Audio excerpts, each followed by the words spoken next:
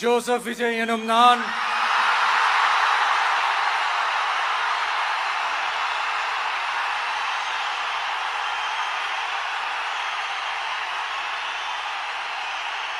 சட்டப்படி அமைக்கப்பெற்ற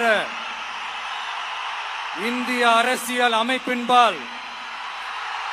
உண்மையான நம்பிக்கையும் மாறா பற்றும் கொண்டிருப்பேன் என்றும்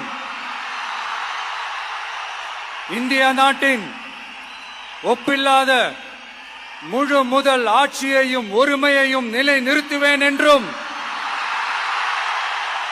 தமிழ்நாட்டு அரசின் முதலமைச்சராக உண்மையாகவும் உளச்சான்றின்படியும் என் கடமைகளை நிறைவேற்றுவேன் என்றும் அரசியல் அமைப்பிற்கும் சட்டத்திற்கும் இணங்க அச்சமும் ஒருதலை சார்பும் இன்றி விருப்பு வெறுப்பை விலக்கி பலதரப்பட்ட மக்கள் அனைவருக்கும் நேர்மையானதை செய்வேன் என்றும் ஆண்டவன் மீது ஆணையிட்டு உறுதிமொழிகிறேன்.